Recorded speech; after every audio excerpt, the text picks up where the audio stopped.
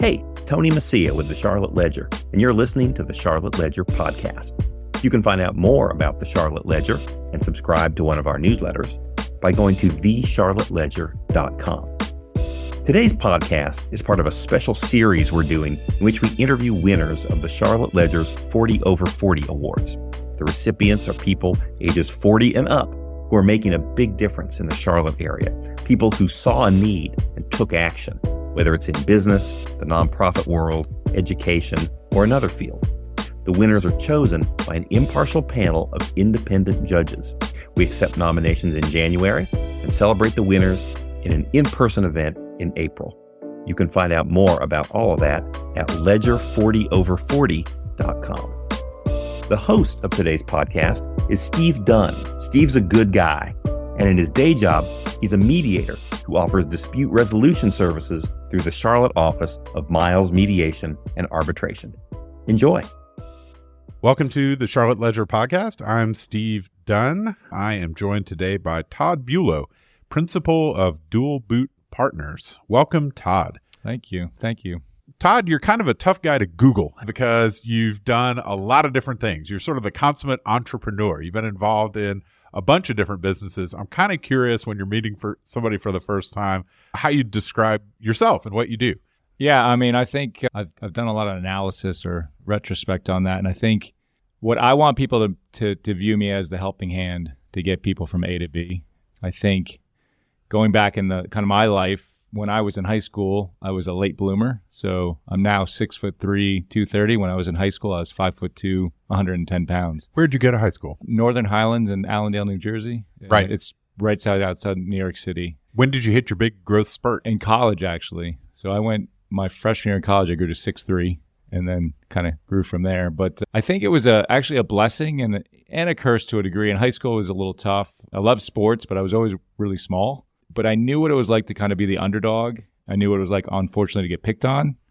And I think that really gave me a lot of empathy as I grew up. And now I'm one of the bigger people in the room. So it allowed me to connect with a lot of different generations and different types of people because I knew what it was like to be kind of not the shiny person. But I also, later in life, I've had some success and I've been able to have some opportunities that other people wouldn't have. But it allows me to connect with a lot of different people along my journey of life, which has been very helpful. Did you play sport? You said you played sports, but you were small, so you struggled a little bit. Right? Well, so I had a very interesting thing. So I played football until my sophomore year in high school, but ended up then moving into track and baseball. But then freshman year at Penn State, I ended up walking on the football team. I did it as a joke, and I was really good. I could pick up a football and kick it pretty far, and that's what tryouts were at Penn State. So I ended up doing that, ended up making it onto the spring team. But my first practice... So are you a punter? Yes, a punter. Okay, so you just, on a lark, decided to go try out for the football team. But I wasn't a punt. I just punted it outside in high school, just screwing around. I never really punted in general. But I'd grown so much when my ball started going a lot further. And the very first practice after tryouts, again, for tryouts, you pick up a football, you kick it. Like, I was good at that. I'd never taken a snap. So the very first snap came about 100 miles per hour at my nose, about broke my nose. I caught the ball. I ended up kicking it.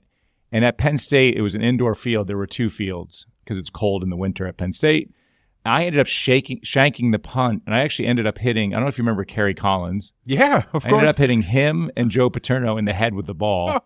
They looked over at me, and I just kind of shook my head. And well, that's the end of my football career, right? My career wasn't much longer, but I ended up playing rugby after that. You've described your community service as focusing around helping others. You actually described your purpose in business as helping folks get from point A to point B. Yeah. You also have described yourself as someone who, as a servant leader, someone interested in servant leadership. What's the common thread? First of all, what is servant leadership, and how does that thread run through all that you do? Yeah, I think for me, servant leadership is I walk into a room and say, how can I help you? Not how can I sell you? I think that's one of the hardest things as you're going through in what I would call being a servant leader is you don't see the immediate rewards potentially of what you're doing. For me, it's been a kind of 25-year process. I'll tell you, though, I've been able to reap the rewards dramatically now, having approached that through these 25 years of my life, the connections, the networks I've made, the lives I've changed that I didn't realize. Some of the lives I realized that I've changed. But now I have this network that I can go back and help people. I'm a true believer that your network is your net worth. And servant leadership automatically, if you do it correctly, not that there's a correct, wrong, or right way, but your network just becomes amazing. When I first moved to Charlotte, I liked sports. I ended up going and coaching at the Harris YMCA basketball. I didn't have kids at the time. It was the best thing I did. One, I was coaching high school kids. Many of the kids never made the basketball team, but I was able to coach them through the Harris Y. I got to play with them. But I ended up meeting their parents. And those parents often, if you know in the Harris Y, it's a pretty affluent area, often were very good people to know in the community. So just through that, I ended up kind of networking through the love of sports and giving back. I ended up creating a really good network. Ended up being on the rescue mission board. That helped out tremendously. I'm also on a Speedway Children's Charity in town, which very proud of that. I don't know if you know Marcus Smith in town. They run the Speedway. His family ended up starting Speedway Children's Charity. This year alone, we gave over $1 million back to the Charlotte community in grants, specifically to children's nonprofits. So that helped out my network tremendously. And just that's what I tell a lot of people is like, yes, you have your business life, but if you can do things outside and give back, your network explodes, but also you can impact so many people with that network. One of the things my wife and I did, and I attribute my wife to a lot of this, I used to be the person that when I gave, I would give money.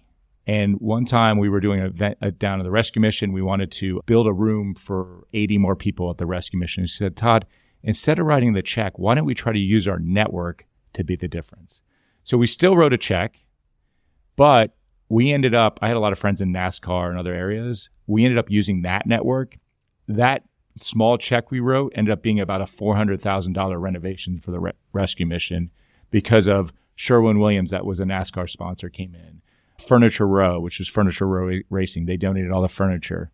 And it was eye-opening to me that if you use your network, you can do greater things. Oh, that's a good board member. That's right. As someone who's been involved in struggling nonprofits myself, I can tell you that's what you hope for from a board member. But as somebody who is involved in a lot of different things, we haven't even scratched the surface on your entrepreneurship yet, but you are alongside your professional career, you're getting involved in a lot of different things. We haven't even talked about. There's sports related nonprofits. And I wonder how you, as a very busy person, decide what to do the deep dive into. Yep. You know, it sounds like with Charlotte Rescue Mission, you had this very personal experience, this very sort of tragic occurrence that charted a new direction in your life. But as you're trying to allocate your time between a lot of worthy causes, you know, how do you know which ones to sort of casually get involved in and which ones where you're really going to jump in with both feet? Yeah, that's been a struggle, to tell you the truth, because I'm very passionate about many things. I personally, it's something that I've had a personal connection or tie with, is usually where I kind of jump full feet into. Drugs and alcohol, as I mentioned, my brother-in-law passed away from it. Mental health, in our immediate family, we've had suicide, so that's something that's near and dear to my heart. So I think when it's something personal like that, it doesn't feel like a job, and that's where I jump in full force. On the athletic side, I'm involved in something called Bounce Out the Stigma, and one of my friends growing up had epilepsy, and I saw him get ostracized. And so what Bounce Out the Stigma does is it helps children with special needs using basketball, help them feel like they're part of the community and that they can do better, and and they don't have to be one of those kind of outcasts in a special room. So that's something that's been dear to my heart as well on that side. Have you always been an entrepreneur since college, or did you have a job and just decided that wasn't for you? Well, ironically, I started in high school. And I spoke at a high school recently, and I don't know if I gave them the best advice, but in high school, I didn't want to work as many hours as my friends that were going and working at the McDonald's or whatever, maybe making, I think at that time it was $5 an hour. And what I realized, I grew up in the 80s, and there weren't landscaping companies at the time. And I realized I could go cut lawns and work about 4 to 5 hours a week and make 5x the amount of money that any of my friends could make. Now, I'm not necessarily suggesting that was tax-free, but I think there is a possibility that was tax-free. Yes. I think the statute of limitations I think my parents claimed me, so you can go after them. But I think that was really the start of it, because what I realized is I didn't have to work harder, I could work smarter and make more money. And so me and a friend had a landscaping business. We'd hire friends on the side, And then I realized, hey, I don't have to work and I can get paid. So that was kind of the catalyst of starting this entrepreneurial endeavor. Did you ever have a job, or have you always worked for yourself in that way? No, I did. When I came out of college, I ended up working actually for a company called Mediation here in town. A gentleman named Patrick Tien started that, but it was a startup. What was your first, what you would call real venture? I in no way mean to disparage the lawnmower business, because I think that is a real venture. It did very well. But my first venture was I helped start a company called eLogix in town. It was a supply chain software company. I was one of the founding members. It was started by a gentleman named Travis Parsons. I was, I think, the third employee. We grew to about 150 people. Learned a ton during that time. After that, ended up starting Bella Tuna with my wife. Bella Tuna is one of the leading baby brands in the country. What we're most proud about is for every product we sell, we donate a meal to a child. We're at over 10 million meals donated. She's also over 40. You beat me to it. I was going to jump in there and say, as I was looking up your name, Buelow, I saw there was this other Buelow right there, Michelle Buelow, and it was named to the 40 over 40 at the same time.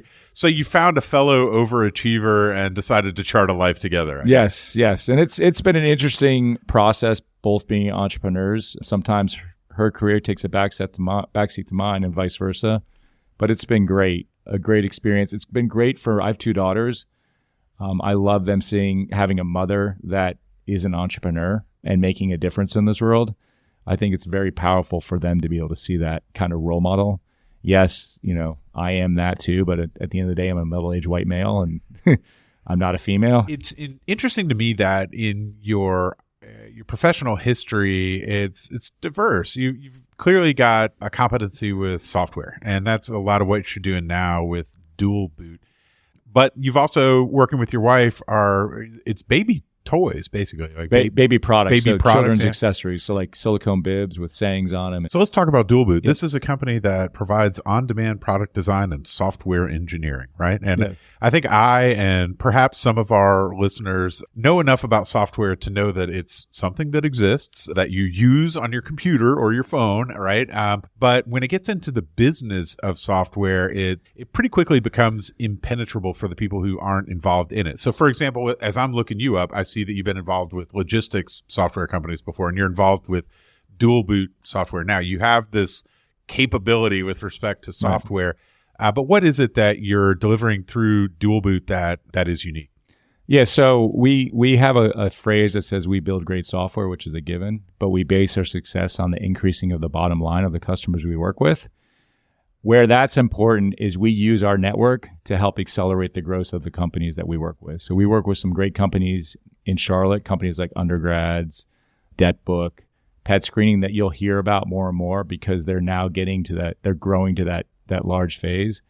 We've helped them not only on the engineering side, but the networking connection side. So helping them find investors, PR opportunities. It takes a certain set of skills and it takes a certain mindset to be an entrepreneur. And I'm a big fan I love entrepreneurs. As a lawyer, I represented business owners. And so one of the key things that I learned from that was just that there's so many different ways to make money in this world. There's so many different kinds of businesses and ways to be successful. And I actually was guilty of starting to think that like everybody should do this. Like I'm always telling my kids like, yeah, you should start a business. Like that's what you got to do. But it's not for everybody, right? I've worked with and known plenty of people who have tried something out and then they just, for whatever whether it's they forgot to send invoices, they just don't like sending invoices. Yeah. They forgot that they got to get paid.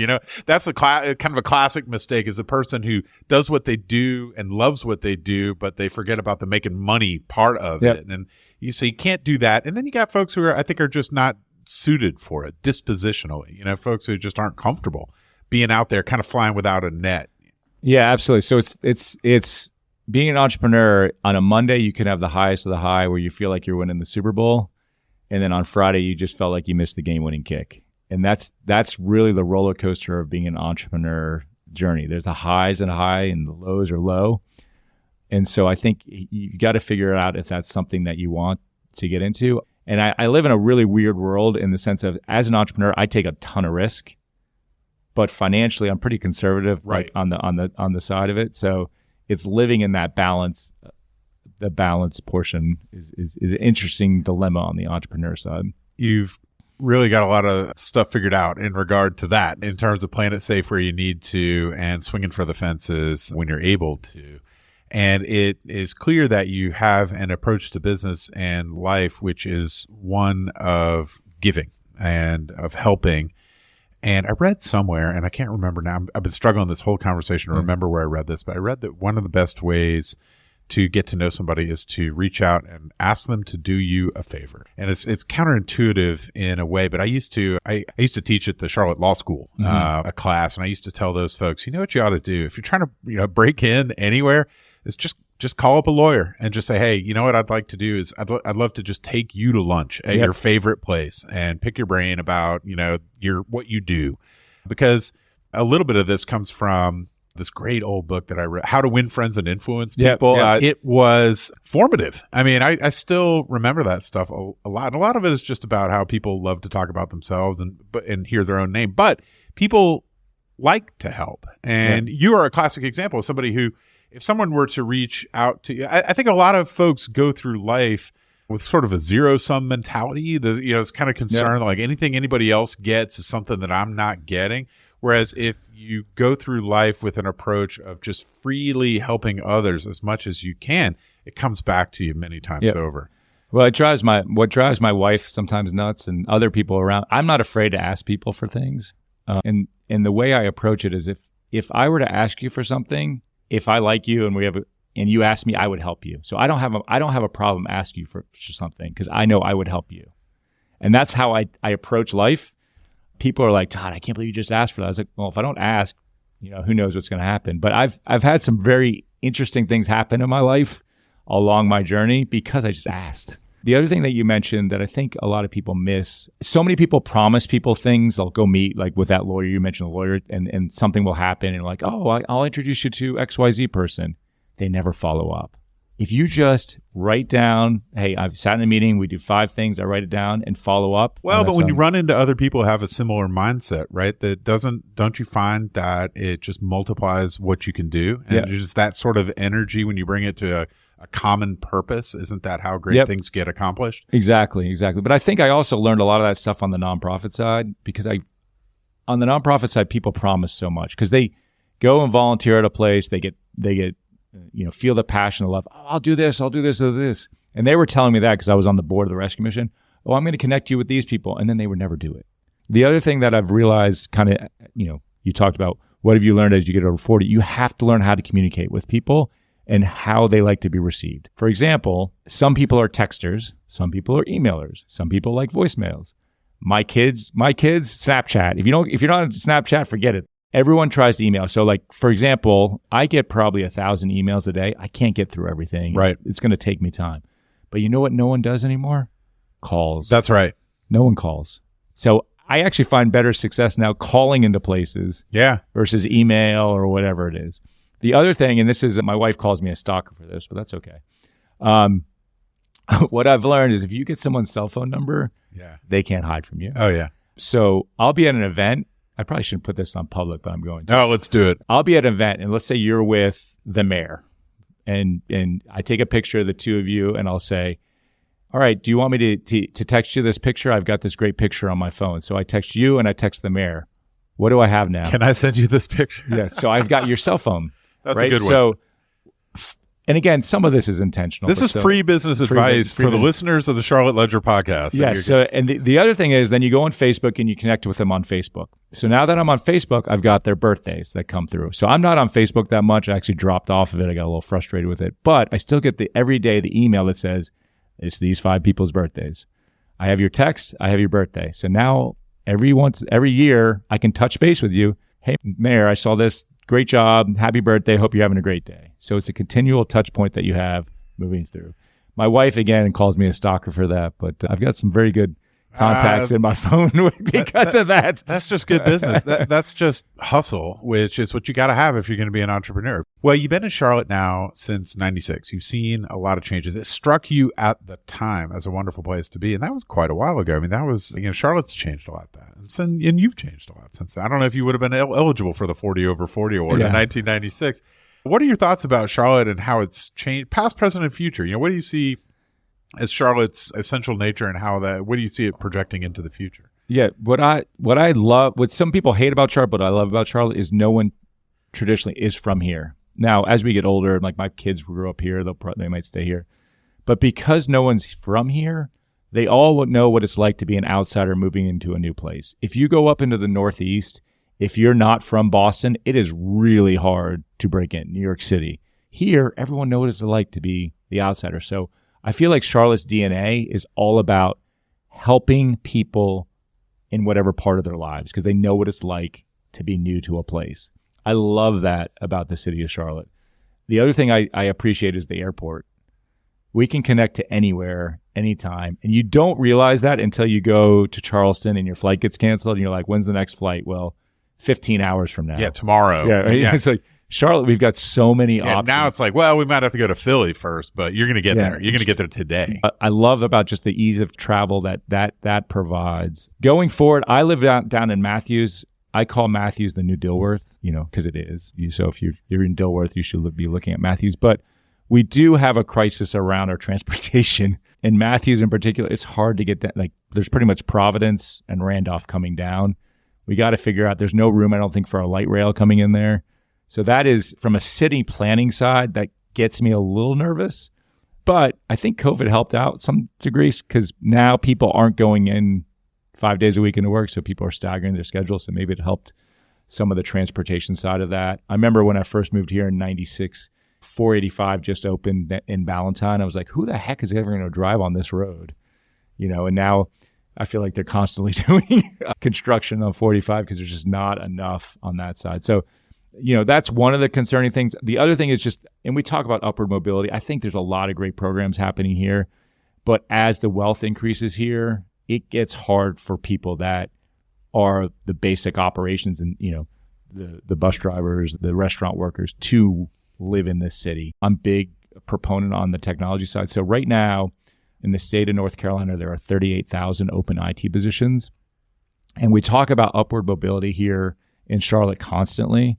You want a quick way to upward mobility. Our education system is still struggling on teaching technology into the group. And not to get all, I'm not trying to beat down CMS, but it's a little frustrating to me sometimes. I tried to pilot a program at a local CMS high school, and they told me we weren't allowed to do it because it wasn't fair to the other high schools in CMS. And so I understand that, but I don't understand that. Like, why do we have to have that? Like, all for one. And I understand they're like, well, we don't want to eliminate people in West Charlotte, North Charlotte, whatever, but let's try it here. If it works here, then we can look at how do we roll it out.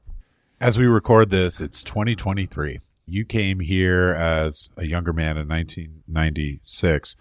If you met that guy, Todd Buelow, 1996, what would you have to say to him?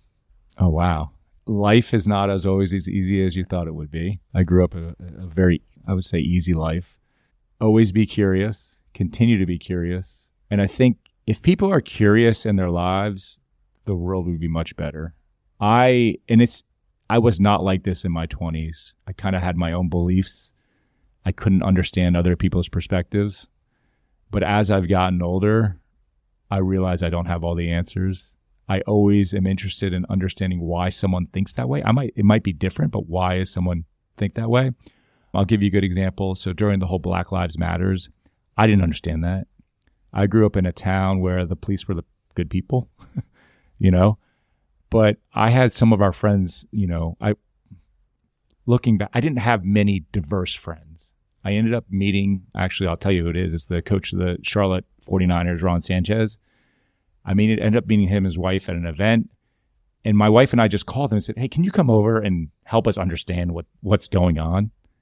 And we had an amazing conversation. It opened my eyes like I never thought. And now we're, really good friends now. But it's because I was curious and my wife was curious. But when Todd was 21, I wasn't curious. I knew everything going through. Like, what do you mean? Like, I'm not racist. Like, I love everyone. Well, yeah, you may not be, but there's racist bias happening. And I had a roommate that was from Samoa. He's like, Todd, watch how when I walk down the street, how people are like closing the doors. And I was like, no, they're not doing that. And sure enough, I watched one day and people are running the other directions. Whereas I walked down the street, everything was fine. being curious helps you pause and take a moment. Like, why do you think that? Like, what has happened in your life that you're thinking that? Todd Buelow, words of wisdom. Thank you so much for being with me today and for appearing on the Charlotte Ledger podcast. Well, thank you. You guys are doing an excellent job. So thank you very much. That's it for today. The Charlotte Ledger podcast is produced by Lindsey Banks. You can find out more about the Charlotte Ledger at thecharlotteledger.com. And you can find out more about our 40 over 40 awards at ledger40over40.com.